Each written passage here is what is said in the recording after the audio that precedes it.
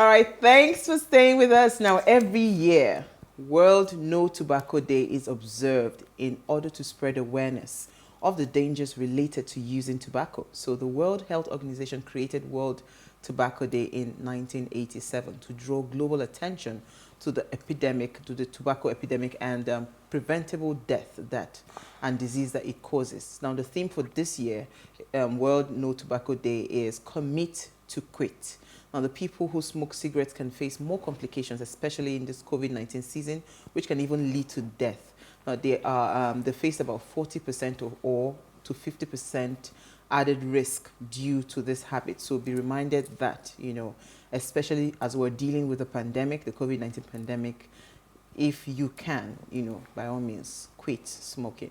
Who was talking to us about cigarettes that said her father, oh yeah, at the, okay, you went out for a break.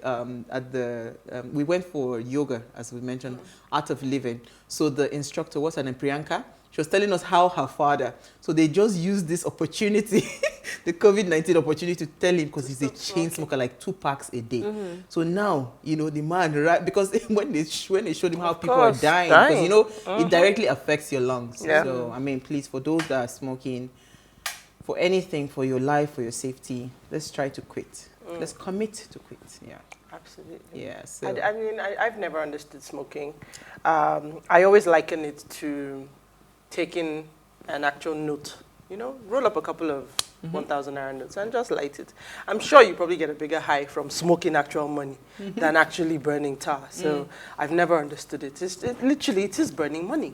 But apparently there's a nice high. There's a nice feel to it. I don't understand. I never understood it as well. Yeah. The interesting part for me is how we keep chanting smokers are liable to die young.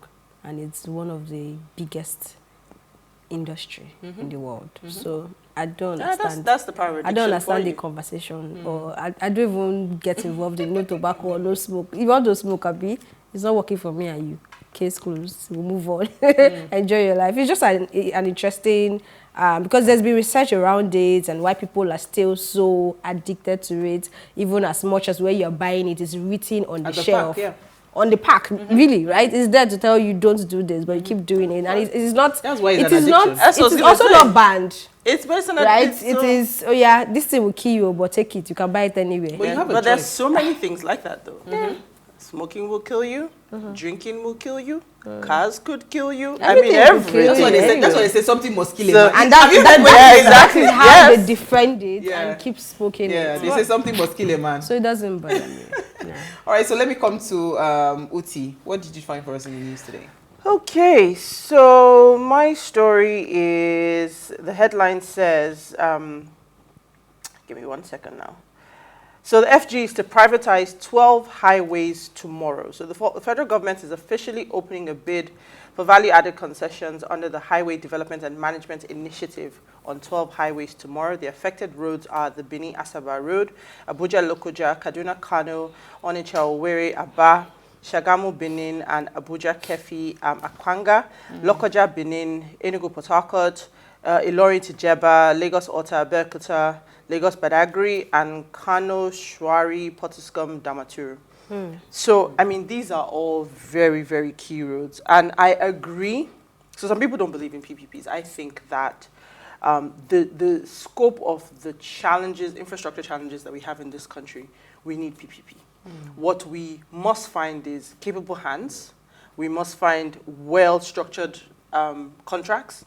We must have people understand the way PPP works, because I think that sometimes we also have a mindset about these things, and sometimes we feel like, and this is not to say one doesn't know, but of course corruption is everywhere, and we feel that sometimes it's a vehicle. I mean, I guess the most popular PPP probably today would be the Lekki Expressway with the tolls, because you know of everything that has happened. But that's a company that also was a PPP. But we all know the theories and stories behind that. But this is a welcome development, given the amount of projects that we have seen where the government runs out of money.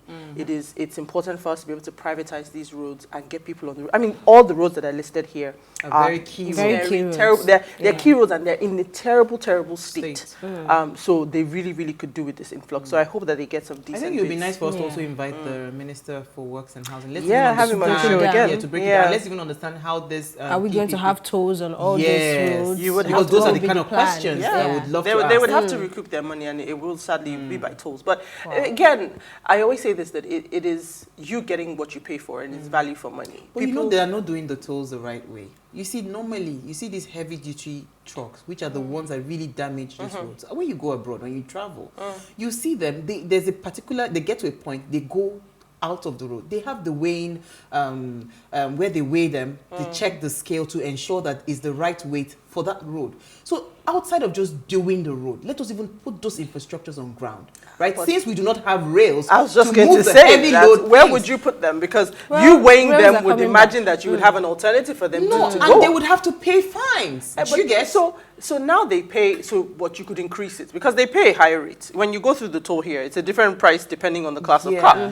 So fair enough, yes, you could do that. But it just speaks to the larger challenges that we have. But what I was even trying to say was, there are certain things that we also have to normalize because we don't normalize these things here because we know that a lot of things have been affected by greed and corruption. But the fact is, you pay value for money. I remember the first or second trip where I drove interstate in the United States. I paid almost $20 in toll, and it's coins here, and you know, and all the way. So you pay toll. It's a normal thing. I remember the same thing in Canada. In fact, Canada, I got back home, and then I got a bill. To say you passed all these roads, and I'm like, I didn't even see toll. They say, no, in Canada it's just camera. Because it's cameras, it captures, even in the US as well. So we got to normalize these things because this is the money. I always say it. I say, look, I understand the challenges people will have with this Lekki road, but I keep saying it. I said the day LCC stops to function, that's when this road will become like a corridor road because now, at least when cars break down, there's somebody there to control the traffic. So I mean, you know,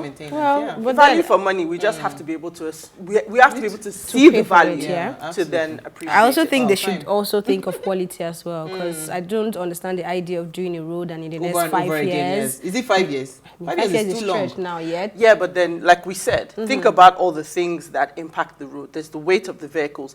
There's the fact that our roads are not properly finished. No, wait, the roads are themselves. The roads are not properly No, they're not properly finished. Now, here's the thing. You have weather conditions. There's the argument that we shouldn't use tar here. We should actually use concrete. There's that. Now, even check this Lekki Ikoyi road. We don't have borders to there are no drainages. So apart from even drainage, we don't even have borders. So the fact is, they just stop wherever they pour the tar. That's it. And then they sand right there. Of course, well, you're saying the same thing I'm saying. Because if you want to do it well, all these things you're pointing out is what they should know to ensure that it's done well. Maybe if they do the PPP that way, because you know it's private money, you do the road right. It's possible. Well, it takes a lot to do it. Okay, my own story, residents in the southeast, or at least some states, Oka, for example, in the city, Oka, comply with IPOB's sit-at-home order to honor the Igbos who died during the Nigerian Civil War. The IPOB leader, Nnamdi Kanu, said the date was moved to May 31 from May 30th to allow residents to go to church. Yeah, and it's interesting to see people really complying. And I don't know if it's from understanding why they are complying or from fear, because I saw some reports that were saying, oh, they had to stay at home because they don't want issues or people coming to harass them. So it's a mixture of it's solidarity it's a mixture of solidarity and also from fear, right? But I like that. The current state of the entire region. So I like that there is peace to an extent. Is there? To an extent. In some states, in Oka, for example. But in Imo State, exactly. It's rowdy. I saw in news of the governor allegedly escaping being killed. Because that video is interesting. Okay, mine is a feel-good story. We need more of those. Please, I don't have energy. Today, I'm in a good mood. I went for 3-day yoga and wellness session. Okay. So I have to be happy all the time. All right, so this young lady, what's her name now? She beat the record of, that's S.A. Brume. She erases, Chioma Ajunwa now, 25-year-long standing record. I remember the day she made that record. How you tell me? I remember. Because I used to watch Olympics a lot. So I'm happy. I'm so excited for this young girl. I am trying to look for her jump. It's about 7.17 meters or something. 1.2 meters in the. She did that jump. I mean, so I'm so happy and I'm glad, and I hope the government would Yeah, 7.17. But I mean, the thing about it is, you are the one bringing Yeah. the government to this conversation. Well, because now this is the Nigerian brand. These are the things And I like that it is a Nigerian You that's still understand? breaking the record of pushing a Nigerian. the boundaries. So, well, that's why we're talking communications today. Because there are good things that we're doing. If the government had a bit of, what's it called, understanding of the power of communication, there are some things you would really, really project more. We're not projecting our good in this country, right? So let's is it try. this lady, I'm just young saying. lady, just for clarification's sake, all in the bid to communicate better. Is it this young lady you're referring to that they should project So that she's abroad. better? Nigerians in sports are pretty much on their own. Yeah. That's the way it That's is. sad. Is it just Nigerians in it's sad. sports? No, especially. Well, so especially in sports, particularly things like track Yeah, and field and yeah. things like that. Well, yeah. We are quick to associate. associate. Thank you. When we to say associate success with them story. when they win and when they're success stories. But what support do we really provide? I mean, it hurts me when I see people of athletes of Nigerian descent running for other countries, for yeah. Russia, for this, for Different that. And you're countries, thinking, yeah. this It's about the money. well, they got to eat, so I can't even be mad. Of Okay. course, Well, of course. take a You break. can't be mad. Brume, we love you. Congratulations. Well done, Congratulations. congratulations. Well done. Thank you for All flying right. the Nigerian flag. Yeah. When we come back from the break, we're going to be talking communication. Stay with us. We'll be right back.